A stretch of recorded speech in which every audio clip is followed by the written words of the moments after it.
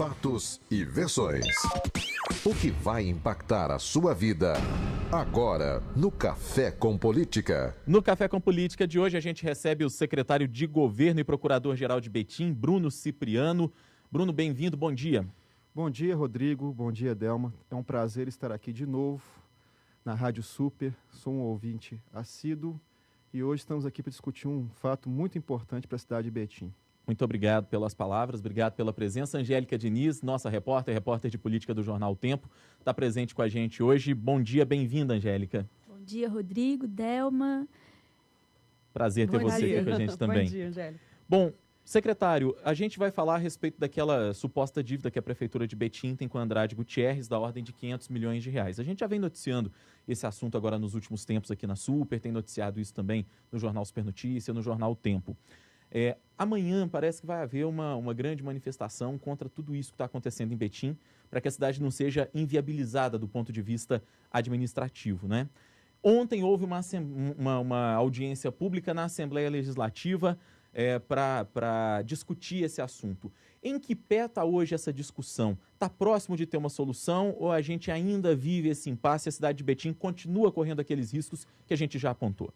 Infelizmente, ainda vive esse impasse. Na verdade, os recursos que estão no Tribunal de Justiça para definir o pagamento ou não dessa dívida ainda estão pendentes de julgamento, mas a Procuradoria está tomando todas as providências jurídicas cabíveis para acelerar e suspendermos de novo essa dívida, que foi suspensa por decisão liminar na primeira instância. Procurador, nesse tempo todo que começou essa discussão, conseguiu se identificar onde é que foi o erro para que essa dívida voltasse a ser cobrada? Na verdade, Delma, é muito simples. Foi uma dívida constituída absolutamente sem documento algum. Na verdade, foi constituída por duas assinaturas. Uma do então prefeito Oswaldo Franco em 1982, novembro de 82, e uma do então prefeito Ivair Nogueira em 91. A dívida foi constituída só por esses dois documentos assinados por esses prefeitos.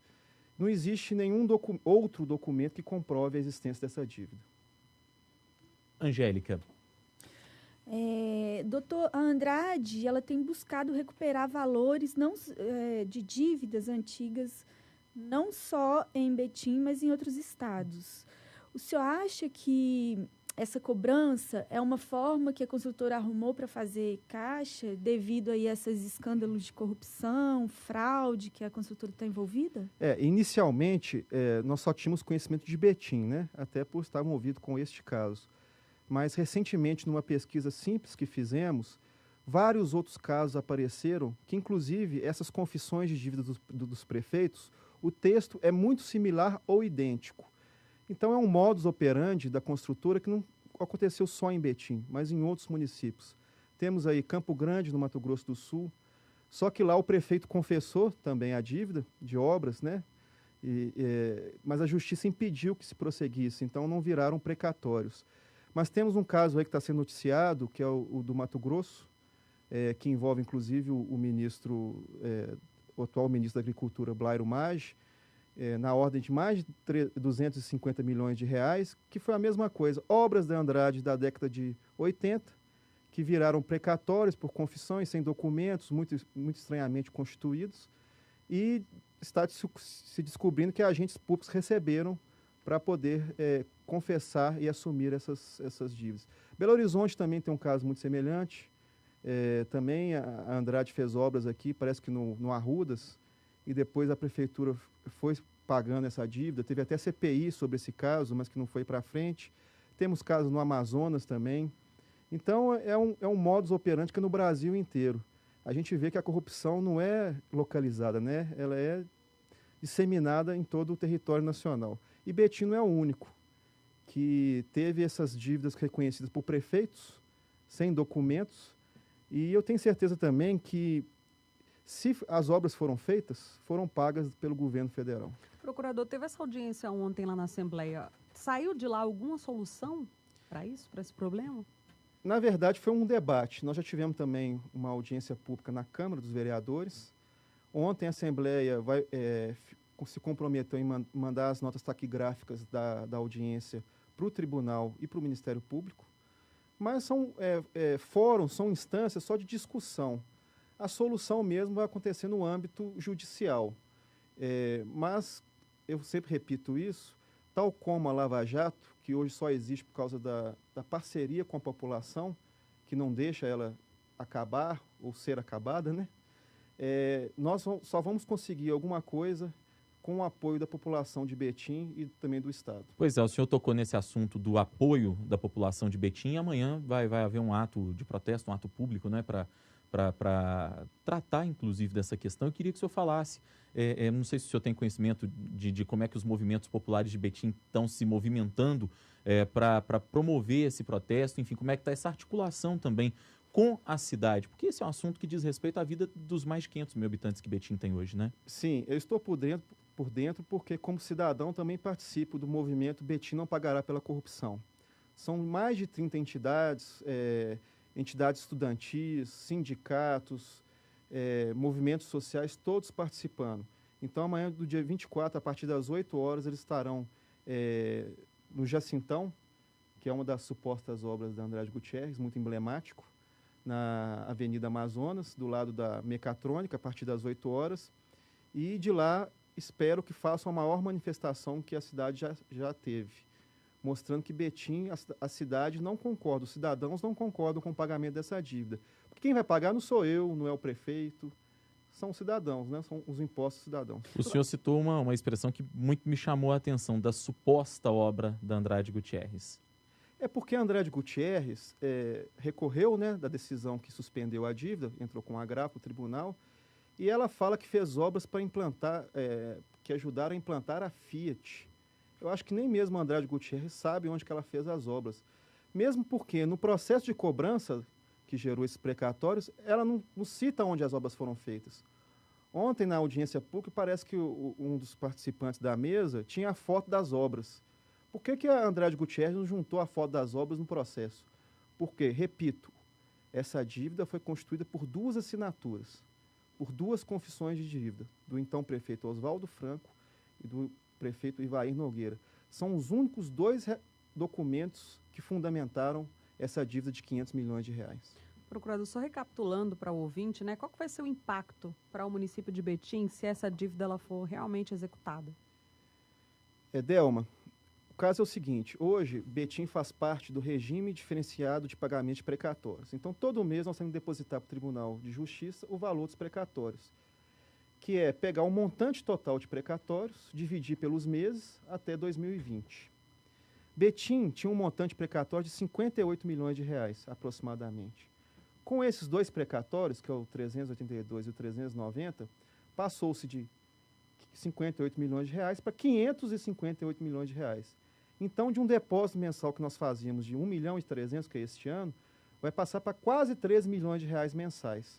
Quais são os resultados? Betim é uma cidade que hoje está em declínio de arrecadação. A Fiat transferiu grande parte da sua produção de Betim. A Petrobras, a refinaria Gabriel Passos, está praticamente inoperante. Então, hoje nós temos um declínio de arrecadação. Então, se tivermos que depositar para o tribunal esse valor, para o pagamento dos precatórios da Andrade Gutierrez, serviços de saúde, de educação deverão ser suspensos. E os servidores serão os maiores prejudicados, porque, tal qual ocorreu em outros estados, como no Rio de Janeiro, na cidade do Rio de Janeiro, no estado do Rio de Janeiro, teremos que parcelar salários e vamos ficar mais 4 anos sem reajuste, porque como nós vamos pagar um reajuste, tendo que pagar esse valor absurdo. Só para ter uma ideia, nós pagamos hoje, para sustentar o nosso hospital regional, 12 milhões. É o mesmo valor que teremos que pagar para Andrade Gutierrez. E hoje nós gastamos 24 milhões de reais com medicamentos. Então, em 2 meses de pagamento para Andrade Gutierrez, é todo o medicamento fornecido pela prefeitura para os cidadãos. Ô, doutor Bruno, e como que Andrade Gutierrez chegou a esse valor astronômico de 500 milhões de reais? Foi porque o município, depois dessas 2 mágicas assinaturas em documentos que constituíram a dívida, o município ficou 25 anos sem defesa. Então, quando houve a contestação da ação da Andrade Gutierrez, que gerou os precatórios, o município simplesmente admitiu que existia a dívida. Então, esses anos todos ficou se discutindo juros e correção monetária. Então, como é uma dívida muito antiga, com juros e correção monetária, esse valor ficou astronômico. Além disso, é interessante pontuar que do valor original da dívida, da obra, do contrato original, tiveram-se 5 aditivos. Os 5 aditivos aumentaram o valor original em 400%. É muito estranho você começar uma obra que durou 4 anos e aumentar 4 vezes o tamanho dessa obra. É outro indício de que houve fraude. Importante também falar que nem o contrato, nem os aditivos tiveram dotação orçamentária ou prévio empenho. Por isso só a dívida já seria nula. O senhor falou agora com a Angélica que o município ficou 25 anos sem defesa em relação a isso. Houve omissão das administrações municipais anteriores? Isso foi empurrado com a barriga de qualquer maneira? Sim, houve omissão. Na verdade, a primeira defesa que o município real teve com relação a essa dívida foi os procuradores efetivos, através da Associação de Procuradores, a APAMB, que em 2014 denunciou a existência dessa dívida, que não tinha fundamento, não tinha documento que comprovasse. E foi aberto, então, um inquérito civil público no Ministério Público que não teve resultado. E somente agora o prefeito Vitório Medioli determinou que nós entrássemos com a ação civil pública, que resultou, na primeira instância, com a suspensão da dívida. Então, a primeira defesa efetiva mesmo foi em 2014, com os procuradores efetivos do município, e agora com essa ação civil pública, que foi impetrada em março deste ano. Então, como é que está a tramitação hoje? A Andrade Gutierrez agravou da liminar que foi concedida para o município. É importante destacar que tanto o Ministério Público quanto o juiz consideraram essas 2 confissões mágicas como nulas, e não só como ilegais, mas como inconstitucionais.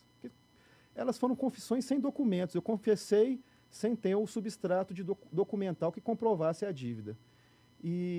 Só que a Andrade agravou e o tribunal, numa análise liminar, né, suspendeu a liminar. E procurador, Betim tem conversado, por exemplo, com outros entes da federação para discutir essa situação, e aí eu falo com o governo do estado, com o governo federal, já buscou algum tipo de diálogo? Não sei se é até o caso de se buscar, mas tem conversado para tentar, de repente, trocar informação, ter alguma possibilidade, vislumbrar alguma possibilidade nova? Sim, além das ações judiciais que nós entramos, né, nós oficiamos o CNJ, que também tem uma tutela sobre os precatórios, uma tutela administrativa. Também oficiamos por 2 vezes a Polícia Federal para que investigasse o caso, já que são verbas de um projeto federal, então teria tudo a ver com a Polícia Federal. E também, recentemente, oficiamos o Ministério Público Federal. Por quê? A Andrade celebrou um acordo de leniência, que inclusive está descumprindo, né? Porque eles não confessaram todos os crimes que eles falaram que iriam confessar. Só que no acordo de leniência existe uma cláusula geral. Ele tem que confessar qualquer crime. Então, nós oficiamos o Ministério Público Federal para que eles confessem o que aconteceu em Betim, que falem o que aconteceu em Betim, como que o prefeito usa essa expressão, tirou da cartola uma dívida de 500 milhões de reais. Eu te falo, Rodrigo, que o que aconteceu foi o seguinte, na minha opinião. Sumiram-se os documentos que comprovavam o pagamento da dívida, porque foram pagos por um projeto federal na época da ditadura militar. Então, naquela transição, ditadura militar, governo civil, esses documentos sumiram e criou-se uma oportunidade de, por 2 assinaturas, criar-se, né? Muita coisa foi queimada naquela época, né? Foi, inclusive esses documentos. Inclusive o juiz da primeira instância agora, ele solicitou da Caixa que apresente esses documentos. Eu sei que eles não vão encontrar, mas foi um pedido que nós fizemos para comprovar que esses documentos foram queimados. Mas aí, falando do documento, eu estou vendo aqui, gente, quem está nos ouvindo, o procurador está com uma pilha de papel aqui, né? Esse monte de documentos e tal, o que a prefeitura está fazendo para reunir dados, já que não existem esses documentos, para tentar realmente provar que essa dívida já foi paga? Na verdade, Delma, com a ação civil pública, nós juntamos 1.500 documentos que comprovam que a dívida não existe. Inclusive leis, documentos que comprovam que a dívida foi feita no âmbito de um projeto chamado CURA, que é o projeto federal, administrado pelo extinto BNH e pela Caixa Econômica Federal. E nós também, a partir dessa publicidade que se deu, essa cobrança, essa fraude que está ocorrendo no município de Betim, diversos servidores antigos nos procuraram, hoje inclusive tem reunião com um, e eles sabem onde estão os documentos que comprovam os pagamentos. Então hoje eu vou reunir com um servidor que é topógrafo das antigas, né, já aposentado, e ele vai me mostrar onde que estão os documentos no nosso arquivo morto. Então, eu acredito muito que futuramente teremos novos documentos que comprovem que essa dívida não existe. O senhor comentou agora há pouco que já oficiaram o Conselho Nacional de Justiça, a Polícia Federal, o Ministério Público Federal. A Prefeitura obteve algum retorno a partir desse momento que mandou esses ofícios explicando essa situação dramática que vive a cidade de Betim? Ainda não, porque eles também têm que tomar ciência do caso. É um caso complexo. Mas eu tenho certeza que alguns resultados sairão sim, porque a empresa Andrade Gutierrez, além de ser confessa de esquemas de corrupção, já estão pipocando pelo Brasil inteiro casos análogos, para não dizer iguais, né?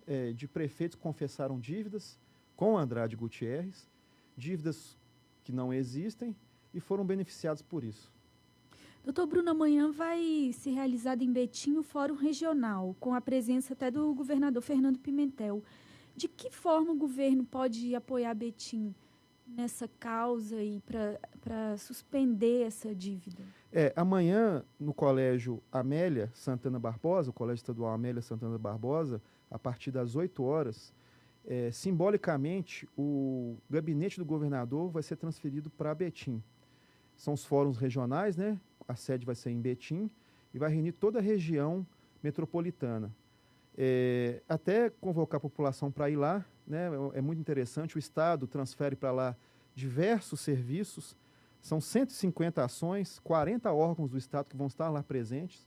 E eu fiquei sabendo há pouco uma coisa muito interessante, quem levar a última conta da CEMIG paga vai receber duas lâmpadas, vai ganhar 2 lâmpadas. Eu acho que eu vou lá ganhar 2 lâmpadas com a minha última conta paga. E Betim sempre foi um motor do Estado de Minas Gerais. É a maior cidade industrial do Estado de Minas Gerais. Está na hora do Estado olhar para Betim.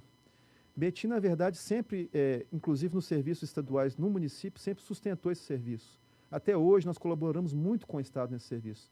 Está na hora do Estado colaborar com o município.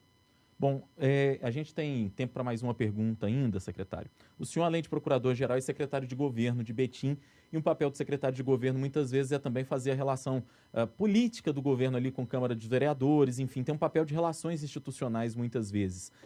Como é que está se portando a Câmara dos Vereadores de Betim em relação a essa situação? Os vereadores têm sido parceiros, compraram a briga, entendem a gravidade do momento que a cidade está vivendo? Todos os 23 vereadores compraram a briga. Ontem, na audiência da Assembleia, tinham 19 vereadores lá presentes. Todos estão apoiando. Não é uma briga só do Poder Executivo. O Poder Legislativo está ao lado do Poder Executivo brigando por essa dívida, porque é uma dívida do município. Então, eu só tenho a agradecer aos vereadores, todos eles, porque estão nos apoiando muito nessa briga.